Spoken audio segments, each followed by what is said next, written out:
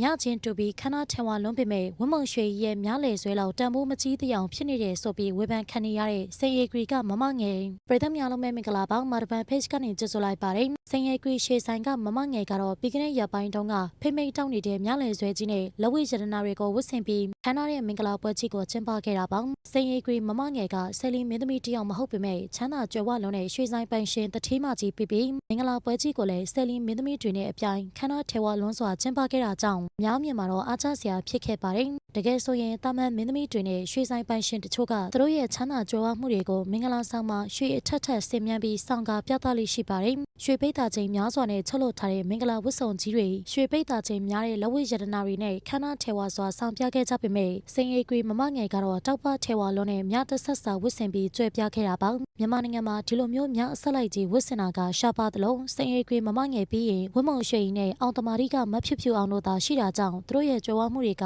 လူအများကြားထဲမှာအားကျစရာဖြစ်နေခဲ့ပါတယ်ဒါပေမဲ့တစ်ဖက်မှာလည်းစိန်အေဂရီရဲ့မြတဆက်စာကိုဝင်းမုံရွှေနဲ့အောင်တမာရီမဖြူတို့ရဲ့မြတဆက်စာလောက်မလှဘူးခမ်းနားတလောက်တောင်မိုးကြီးတဲ့ပုံမပေါ်ဘူးစသဖြင့်နှိုင်းရှင်ပြီးဝေဖန်ကြတာတွေလည်းရှိလာခဲ့ပါတယ်အထူးသဖြင့်စိန်အေဂရီကမမငယ်ရဲ့မြတဆက်စာကိုဝင်းမုံရွှေဝတ်ဆင်မှုတဲ့မြတဆက်စာနဲ့နှိုင်းရှင်နေကြတာပါစိန်အေဂရီကမမငယ်ဝတ်တဲ့မြကြီးတွေကအတော်ကိုကြီးမားလွန်ပြီးထဲဝါနေပေမဲ့တန်ဖိုးအဖြစ်ဈေးသိမ့်မရှိသလိုခန်းစားစေရတာမလို့သဘောမကျကြောင်ပြောနေကြတာဖြစ်ပါတယ်တချို့ကဆိုရင်မမငယ်ရဲ့ဆွဲကြိုးကပိုကြီးပေမဲ့ကိကိရဲ့ဆွဲကြိုးလောက်မထဲဝါဘူးတန်မိုးကြီးရင်တော့ forest ရှိနေတူတယ်ဆိုပြီးလှောင်ပြောင်ပြောဆိုနေကြတာဖြစ်ပါတယ်အထူးသဖြင့်စတုံးမှာတက်ထားတဲ့စတိုးကလည်းစတိုးနဲ့မတူပဲညဘက်မှာငရှင်းလိုက်ဖမ်းတဲ့ဦးလေးကြီးတွေခေါင်းမှာတက်တဲ့ညဘက်သုံး LED ဓမီနဲ့တူတယ်ဆိုပြီးလည်းဖက်ထားခဲ့သေးတာဖြစ်ပါတယ်တကယ်တော့ဒီလိုအပြောဆိုဝေဖန်ခံရတာတွေကတာမန်ပရိသတ်တွေထက်အနုပညာအတိုင်းဝိုင်းအချင်းချင်းနဲ့စိန်အေဂရီနဲ့နီးစပ်သူတွေထဲကပြောတာဖြစ်ကြောင်းသတင်းတွေထွက်ပေါ်လာပါတော့တယ်တာမန်ပြည်သူပရိသတ်တွေကတော့စိန်အေဂရီမမငယ်ရဲ့လဲဆွဲကြီးနဲ့လက်ဝဲရတနာတွေကိုအားကျဝမ်းသာပီတိဖြစ်နေကြတာဖြစ်ပါတယ်မြန်မာတနိုင်ငံထဲမှာနေပေမဲ့ကုသိုလ်ကံမတူတာကြောင့်ကြွားချမ်းသာမှုကြီးတွေကိုသဘောကျနေကြတဲ့သူတွေလည်းများကြပါတယ်ဒါပေမဲ့တချို့ပရိသတ်တွေနဲ့အနုပညာအတိုင်းဝိုင်းရဲ့နီးစပ်သူတွေကတော့ကြီးမားလွန်းနေတဲ့မမငယ်ရဲ့မြတ်တဆက်စာကို